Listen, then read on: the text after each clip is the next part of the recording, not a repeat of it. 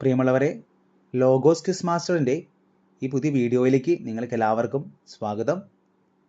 ഇന്നത്തെ വീഡിയോയിൽ നമ്മൾ കാണാൻ പോവുക 2026 പഠനഭാഗമായ സഭാപ്രസംഗൻ്റെ പുസ്തകത്തിലെ 5-ാം അധ്യായത്തിൽ നിന്നുള്ള 20 വാക്യങ്ങളുടെ ഓഡിയോ ബൈബിളാണ്. സമയം കിട്ടുമ്പോഴൊക്കെ ഈ ഓഡിയോ ബൈബിൾ ആവർത്തിച്ച് കേട്ട് അധ്യായങ്ങളും വാക്യങ്ങളും വചനങ്ങളും മനഃപ്പാഠമാക്കാനായിട്ട് ശ്രദ്ധിക്കുമല്ലോ. ലോഗോസ് പരീക്ഷയ്ക്ക് മുഴുവൻ മാർക്കും വാങ്ങുന്ന തരത്തിൽ പഠിച്ചൊരുങ്ങുവാനായിട്ട് 100 മാതൃകാ പരീക്ഷകളുടെ ഒരു മോക്ക് ടെസ്റ്റ് സീരീസ് ഈ ചാനലിൽ നടത്തുന്നുണ്ട്. ഇതിൽ പങ്കെടുക്കാൻ താല്പര്യമുള്ളവർക്ക് രജിസ്ട്രേഷൻ ഫീസായ 300 രൂപ സ്ക്രീനിൽ കാണുന്ന നമ്പറിലേക്ക് ഗൂഗിൾ പേ ചെയ്തതിന് ശേഷം ഗൂഗിൾ പേ ചെയ്ത സ്ക്രീൻഷോട്ടും നിങ്ങളുടെ പേരും പരീക്ഷ എഴുതുവാനുള്ള ഗൂഗിൾ ഫോം ലിങ്ക് ലഭിക്കേണ്ട വാട്സാപ്പ് നമ്പറും ഇതേ നമ്പറിലേക്ക് തന്നെ മെസ്സേജ് അയക്കാനായിട്ട് ശ്രദ്ധിക്കുമല്ലോ. ഇപ്പോൾ രജിസ്റ്റർ ചെയ്യുന്നവർക്ക് ഇതിനോടകം കഴിഞ്ഞു പോയ മോക്ക് ടെസ്റ്റുകളുടെ ലിങ്കുകളും ഷെയർ ചെയ്യുന്നതായിരിക്കും. 1. ദേവാലയത്തിലേക്ക് പോകുമ്പോൾ സൂക്ഷ്മതയുള്ളവനായിരിക്കുക. ശ്രദ്ധിച്ചു കേൾക്കാൻ അടുത്ത് ചെല്ലുന്നതാണ് വിഡ്ഢിയുടെ ബലിയർപ്പണത്തെക്കാൾ ഉത്തമം. തങ്ങൾ തിന്മയാണ് പ്രവർത്തിക്കുന്നതെന്ന് ഭോഷന്മാർ അറിയുന്നില്ല. 2. വിവേകശൂന്യമായി സംസാരിക്കരുത്. ദൈവസന്നിധിയിൽ പ്രതിജ്ഞയെടുക്കാൻ തിടുക്കം കൂട്ടരുത്. ദൈവം സ്വർഗത്തിലാണ്, നീ ഭൂമിയിലും. അതുകൊണ്ട് നിന്റെ വാക്കുകൾ ചുരുങ്ങിയിരിക്കട്ടെ. 3. ആകുലതയേറുമ്പോൾ ദുസ്വപ്നങ്ങൾ കൂടും. വാക്കുകളേറുമ്പോൾ അത് മൂഢജൽപ്പനമാകും. 4. ദൈവത്തിന് നേർച്ച നേർന്നാൽ നിറവേറ്റാൻ താമസിക്കരുത്. മൂഢരിൽ അവിടത്തേക്ക് പ്രീതിയില്ല. നേരുന്നത് നിറവേറ്റുക. 5. നേർന്നിട്ട് നിറവേറ്റാത്തതിനേക്കാൾ ഭേദം നേരാതിരിക്കുന്നതാണ്. 6. നിന്റെ അധരങ്ങൾ നിന്നെ പാപത്തിലേക്ക് നയിക്കാതിരിക്കട്ടെ. തെറ്റ് പറ്റിയതാണെന്ന് ദൂതനോട് പറയാൻ ഇടവരുത്തരുത്. വാക്കുകളാൽ ദൈവത്തെ പ്രകോപിപ്പിക്കുകയും അങ്ങനെ നിന്റെ അധ്വാനം നശിക്കാൻ ഇടയാക്കുകയും ചെയ്യുന്നതെന്തിന്? 7. സ്വപ്നങ്ങളേറുമ്പോൾ പൊള്ള വാക്കുകളും വർദ്ധിക്കുന്നു. അതുകൊണ്ട് ദൈവത്തെ ഭയപ്പെടുക. ദാരിദ്ര്യവും സമ്പത്തും. ഒരു ദേശത്ത് ദരിദ്രർ മർദ്ദിക്കപ്പെടുകയും നീതിയും ന്യായവും നിഷ്കരണം നിഷേധിക്കുകയും ചെയ്യുമ്പോൾ നീ വിസ്മയിക്കരുത്. മേലധികാരിയെ അവന് മുകളിലുള്ളവനും അവനെ അവനും മുകളിലുള്ളവനും നിരീക്ഷിക്കുന്നുണ്ട്. 9. ഭൂമിയുടെ വിളവ് എല്ലാവർക്കും ഉള്ളതാണ്. രാജാവിനും വിളവിൽ ആശ്രയിക്കാതെ വയ്യ. 10. ദ്രവ്യാഗ്രഹിക്ക് ദ്രവ്യം കൊണ്ട് തൃപ്തി വരികയില്ല. ധനം മോഹിക്കുന്നവൻ ധനം കൊണ്ട് തൃപ്തി അടയുകയില്ല. 11.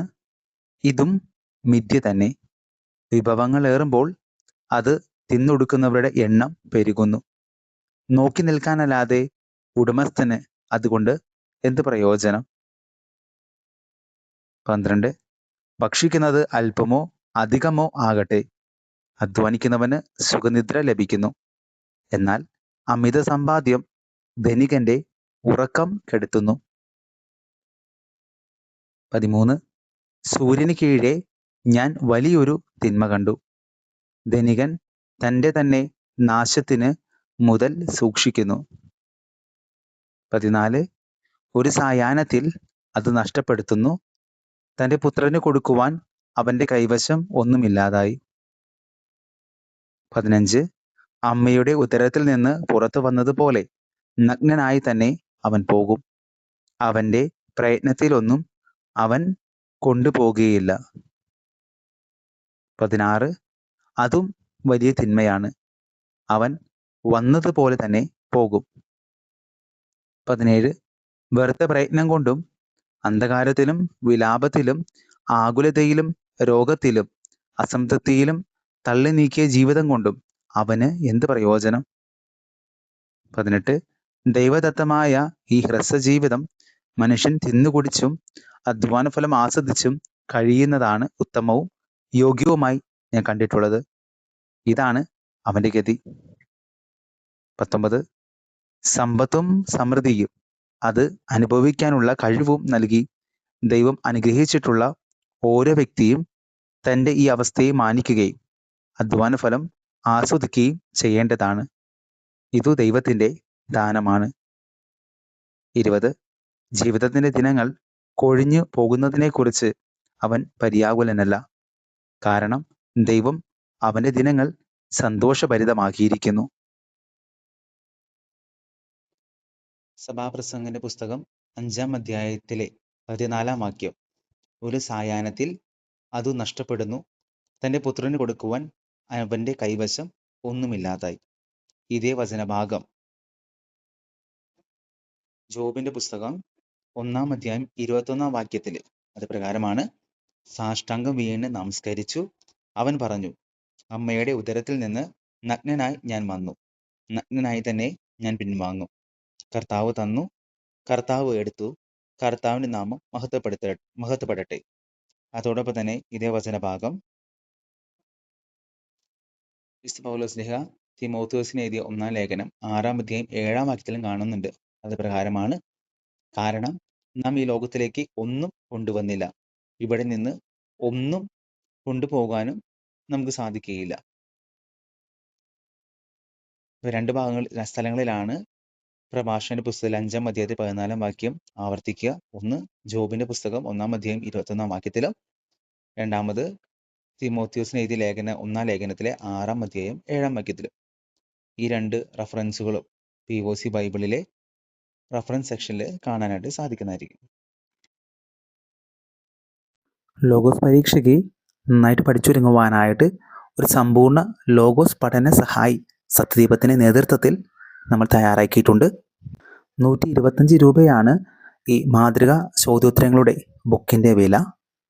മാർലൂയിസിൻ്റെ കറുകുറ്റിയിലും എറണാകുളത്തുമുള്ള ബുക്ക് സ്റ്റാളുകളിൽ ഈ ബുക്ക് ലഭ്യമാണ്.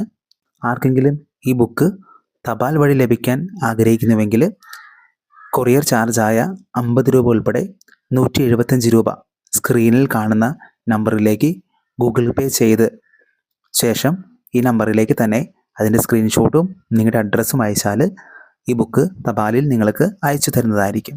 ഇടവക തലത്തിൽ 25 കോപ്പിയിൽ കൂടുതൽ ആവശ്യപ്പെടുന്നവർക്ക് 125 രൂപ വില വരുന്ന ഈ ബുക്ക് 100 രൂപ നിരക്കിൽ ലഭ്യമാക്കുന്നതായിരിക്കും. ബുക്കിൻ്റെ വിശദ വിവരങ്ങൾ അറിയുവാനായിട്ട് സ്ക്രീനിൽ കാണുന്ന നമ്പറിൽ കോൺടാക്റ്റ് ചെയ്യുക.